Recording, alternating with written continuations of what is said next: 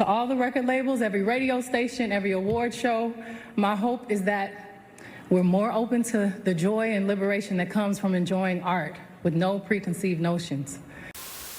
Beyonce's Renaissance was an absolute moment in music history, one that I feel so very fortunate to have experienced. Being locked in on release night, attending the tour, going to see the movie, it has been by far the most involved I'd ever been in any artist era. Everything about Renaissance is an anomaly if you really look at it. The promotion was by far the most subdued that I had ever seen for any A-list celebrity release, and even by Beyonce standards at that point. And yet everyone knew about this record. Even if you couldn't name a single lyric from Renaissance, you at least knew what it was. You'd heard of it, you felt it. That's what a Beyonce era is. I keep referring back to 2013's self-titled and most of my modern day Beyonce videos, but that's only because of the undeniable standard that that album set, not only for Beyonce's career, but for the music industry as a whole. Every Beyonce release after self-titled was a moment felt globally. You'd never see it coming, you never knew what she was going to do. It's terrifying, but in the best way possible. It's been said numerous times, there's no way she'll top this. We said it in 2013, we said it in 2016, we said it in 2018, we said it in 2022, but ladies and gentlemen, she's done it again. As cheesy as it sounds, music truly is a unifying force. It's something that brings people together. I think the most beautiful thing about the medium is how so many completely different genres and styles and artists from different backgrounds can come together, influence each other, and create something so distinct and so beautiful. As you can probably guess, the crux of my music taste lies in R&B and pop, and I'd bet money that most of you watching have very similar foundations for your own taste in music. So how in the world are we all collectively bopping to a country album of all things? That's just the power of Beyonce. I associate musical diversity with growth. Exploring new genres and sounds as a music fan is akin to traveling to new places for me. You discover new things about yourself and the world around you. You grow, you learn, you change. It's a beautiful thing to watch. And the same can be said for the artists who create the music as well. I've both literally and figuratively grown alongside Beyonce's music. Her 2000s run of albums saw her establishing a firm foundation of just who she is. Dangerously in Love and B-Day are Beyonce at her core essence.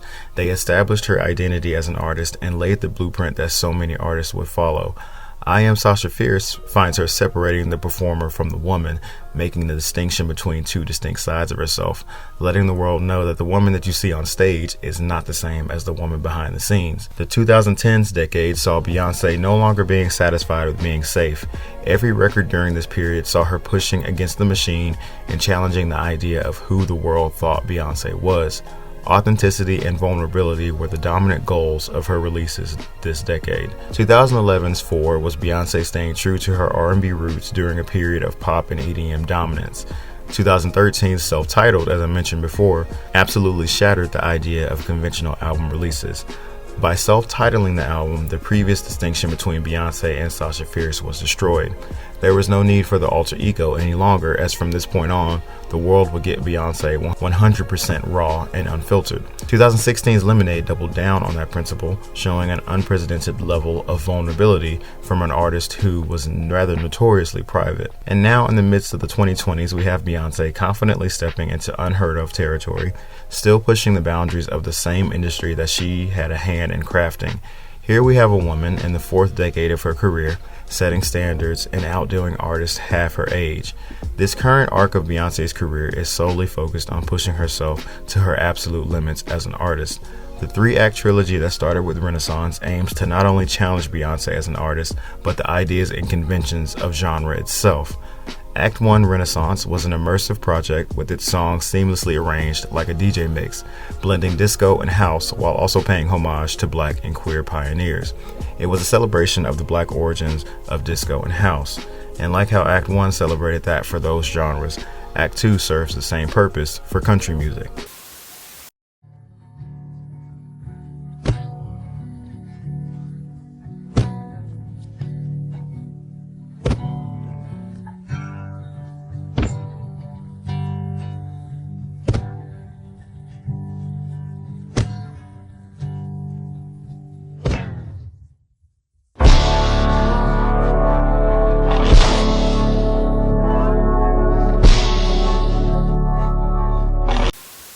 Despite country music being the absolute last thing that anyone would have associated with the woman responsible for hits like Crazy in Love, Single Ladies, and Formation, the genre is actually not as foreign to Beyonce as many may believe.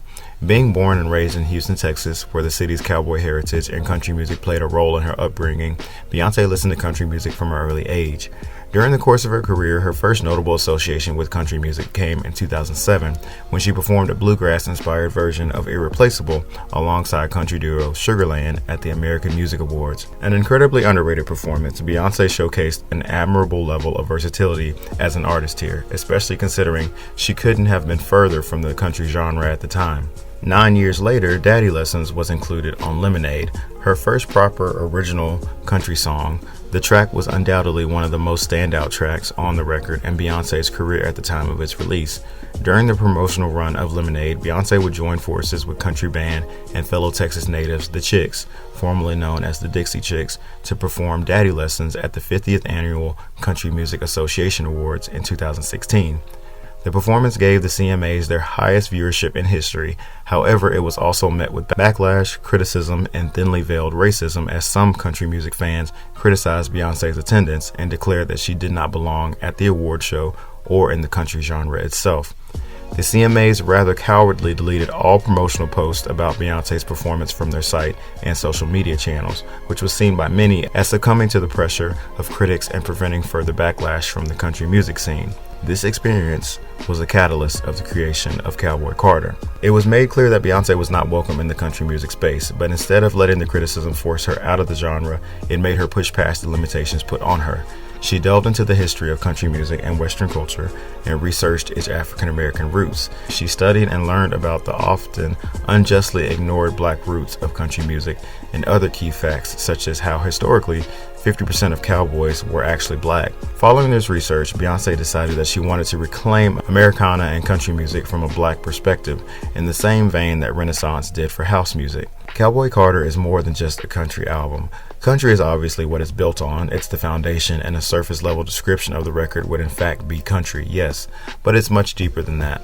It balances appreciation and admiration of the genre while also bringing out sounds and flavors that elevate it in many ways. Using country western as its foundation, Cowboy Carter incorporates a rich mixture of genres including blues, soul, rock, R&B, folk, bluegrass, opera, go-go, flamenco, classic rock, rap, pop, house, and even Jersey club. You can literally go through this record and point out the exact instances of every single genre I just mentioned. You not only hear the history of country music in this album, but a reframing of the genre from the perspective of a black American. Interesting because 10 years ago, you wouldn't have caught me, a then 16-year-old black kid, listening to any country music of any kind. It was that genre that I would only hear in the car with my white friends. I come from an R&B household, and growing up, black people singing or even listening to country music was something that I didn't even think existed. As a child, I genuinely believed that country music was an exclusively white genre. Fast forward to 2016 and the discourse surrounding Daddy Lessons. Once I discovered the true origins of country music, it changed my entire perspective on it. And with Cowboy Carter, Beyonce aims to double down on that feeling.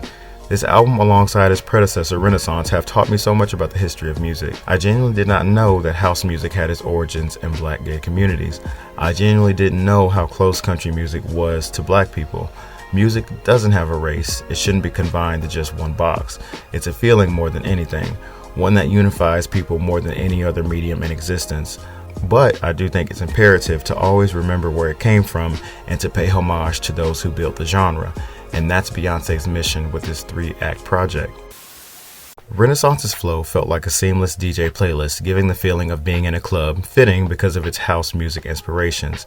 Cowboy Carter pays homage to the often storytelling lyrical format of country music by being laid out in a far more narrative style. Its length and track list order feels like a journey. The transitions are still very seamless like Renaissance, however you can hear a gradual change in the album's sound and tone as it progresses through its 27-song track list. Cowboy Carter could more or less be split into 3 distinct chapters: classic country, modern country, and the last section which I refer to as Beyonce country. The quote-unquote classic section of the album encompasses track 1, American Requiem, to track 5, My Rose. The best way to describe this part of the album is the feeling of sitting by a campfire with nothing but a guitar. Here we have country in its purest form, harkening back to the days of the genre's earliest compositions. Instrumentation and production on this part of the record is very subdued. The focus here is vocals and narrative. This is the most personal part of the album, and it's right here at the start. Fitting, in a way, since Renaissance didn't concern itself with anything too heavy. Pure fun and escapism was its main priority. But with Cowboy Carter, we start off with a breather musically, but it's rather heavy lyrically. Cowboy Carter is very much rooted in reality and forces the listener to sit and contemplate for the first bit of its run. That being said, it's a perfect introduction. On the album's gorgeous opener, American Requiem, we get this line from Beyonce. Used to say I spoke too country, and then the rejection came, said I wasn't country enough. Said I wouldn't saddle up, but if that ain't country, tell me what is. Plant my bare feet on solid ground for years. They don't know how hard I had to fight for this. Here she points out the irony of being criticized earlier in her career for her thick Houston accent, often being mocked for talking to quote-unquote country. But then when she dived into the country genre, she was told she wasn't country enough. And that irony, as I mentioned earlier, is exactly what drove the creation of Cowboy Carter. The second track on the album is Blackbird, a cover of the 1968 song by the Beatles. Paul McCartney, who wrote the song, has stated that the song's lyrics were about a black woman and the racial tension in the southern United States at the time. Beyonce covering the song adds an extra level of meaning, given that in the context of the album, she's attempting to give the black community more room to flourish in the country music scene. Driving this point home, she invites a host of promising young black female country talent to contribute to the song. Hannah Adele, Brittany Spencer, Tiara Kennedy, and Raina Roberts. After a stunning transition, we get to 16 Carriages, one of the two lead singles from Cowboy Carter. One of my personal favorites, 16 Carriages is a classic epic country anthem with some of the central country themes of loss and resilience. Specifically, Beyonce laments on the struggle of dealing with losing her innocence at a young age due to the sacrifices needed to pursue her career, leaving her hometown, losing out on a childhood and a normal life in favor of working to become the star she is today. Projector features a cameo from Rumi Carter and is an ode to motherhood, while this section of the album closes with My Rose, which embraces imperfections and loving oneself above all else. The first of two Smoke Hour interludes featuring Willie Nelson leads us into the second part of Cowboy Carter, the modern country section. Things here are a bit more up-tempo, and you can hear the music of the record evolve as it progresses. This section of the album kicks off with the hit lead single Texas Holdem. The perfect song to introduce the world of Cowboy Carter, in my opinion. Texas Holdem is just a perfect record that manages to capture classic country with a modern feel to it. It's unapologetically country while having an infectious and undeniable appeal that can pull in almost anyone. Bodyguard is, in my humble opinion, one of the greatest songs that Beyonce has ever created, an instant favorite from my very first listen, and a very strong contender for the best song on the album to me. It's incredibly groovy, incredibly soulful. Beyonce sings with a sultry tone that is just dripping with attitude here. Country legend Dolly Parton provides an introduction for the second cover of the album, Beyonce's spin on Dolly's bona fide classic, Jolene. Daughter is an absolutely haunting track, seeing Beyonce playing the role of a character overcome with violent thoughts aimed at another that has eyes for her lover. She warns them that she is capable of behaving like her father, violently, because she is his daughter after all. Spaghetti is bound to throw you for a loop, considering everything that came before it, but this is Beyonce we're talking about. More than anything, the song's inclusion is a statement that she cannot be boxed in or bound to one genre, and as the album progresses, we'll see that in full effect. Alligator Tears brings us back on track with another slow guitar-driven track, exploring love and vulnerability and the emotional confusion that comes with dealing with a lover who cannot be sincere with their own emotions. Willie Nelson provides another interlude with Smoke Hour 2 before the first of 3 consecutive duets on the album. The Willie Jones assisted Just for Fun stems from the feeling of doing things for fun and getting adverse reactions from it. It talks about darkness and feeling lost, but pushing forward regardless. Miley Cyrus takes the stage alongside Beyonce for Two Most Wanted. Quite frankly, if you traveled back in time to 2008 and told me that these two would have a duet together, I would have absolutely laughed in your face. But two of my favorite artists coming together like this naturally had me giddy. I couldn't even sing along to this one for the first few listens because I simply had to sit there and listen in awe of it. This one is truly a highlight of not only the album but perhaps both of their careers. Next up we have perhaps an even more unexpected duet with Post Malone on Levi's Jeans. And I must say it works very well. They sound great together, and considering as of recently Post Malone has been moving in a more country direction apparently, this collaboration makes sense. However, this is one of the more pop-leaning records on the album, ironically enough. I could see this one being a decent hit. Flamenco is an excellent showcase of Beyonce's gorgeous vocal prowess. The Linda Martell Show interlude is a tribute to country pioneer Linda Martell, who broke through the country scene in the 1970s. Martell was the first black woman to play the Grand Ole Opry in Nashville and the first commercially successful black female country star, despite discrimination that she faced throughout her career. Linda Martell herself introduces the next track, the bombastic Ya Ya, a song that I'm convinced was Tina Turner singing through Beyonce herself. The song is a celebration of so many black artists that performed in the Chitlin circuit in the face of segregation from the 1930s to the 1960s. Ya Ya is undoubtedly a standout track not only on the album but in Beyonce's entire catalog. What blows me away about this song in particular is the authenticity of it. It sounds like something straight out of the 1960s that could only have come from minds of greats such as Little Richard. The interlude, Oh Louisiana, closes this section of Cowboy Carter. Desert Eagle kicks off the final section of Cowboy Carter, one that I've simply referred to as Beyonce's Country. This part of the record feels the most familiar to me as a longtime Beyonce fan, as it contains the most R&B, dance, and everything else, but it doesn't lose that country twang in the slightest. The best representation of this is the universally loved Riverdance, an absolutely infectious bop. The guitar mixing with the thumping bass on this record is a marriage that works so well. The song slowly descends into the hypnotic mid-tempo Two Hands to Heaven, which is a 5-minute reflection and perhaps the most R&B driven song on the album. To me, this is the Virgo's groove of Cowboy Carter. Dolly Parton returns to assist Beyonce on Tyrant, a song that fakes you out in the beginning with its intro prior to an absolutely sickening beat drop. The penultimate track is perhaps my favorite off the album aside from Bodyguard, the 3-part Sweet Honey Buckin'. If Two Hands to Heaven was the Virgo's groove of Cowboy Carter, then Sweet Honey Buckin' is pure honey. The madness of mixing country music with a Jersey club beat is something that only Beyonce could do. The final song on the album is Amen, which closes things out with a gospel influence note, fitting since country music itself was inspired by the genre. Beyonce laments about how it has cost her to get to where she is, but in the end it has been worth it because she does it all to make those who paved the way for her proud, as well as forging a path for her successors to tread. The song ends with a loop back to American Requiem, acknowledging the progenitors of country that were overlooked for decades, offering a great platform for them to be recognized. Much like Ariana Grande's Eternal Sunshine, I didn't bother trying to structure this video in a typical review format because I knew it would be a complete 10 out of 10 sweep for every song. Y'all know how I am when it comes to Beyonce. But somewhat objectively, Cowboy Carter is not even a month old, nowhere near it, but it's arguably one of the most important albums released of all time. This album plays many roles. It's a defiant statement by a woman who was unjustly shut out from and told she was not qualified to infiltrate a notoriously gay-kept genre. Beyonce is not an artist who accepts no for an answer. It's just not an option for her. She took that unjust criticism that she received that night in 2016 and turned it into a cultural statement. That's just the type of artist that she is. Quite honestly, if you don't understand who Beyonce is as an artist by now, then you never will. She is much more than just the put a ring on it, hot sauce in my bag lady. Cowboy Carter gives hope to so many black artists who may feel boxed in. This album, along with Renaissance and the as of yet unannounced Act 3, are beacons that aim to break barriers within genres of music.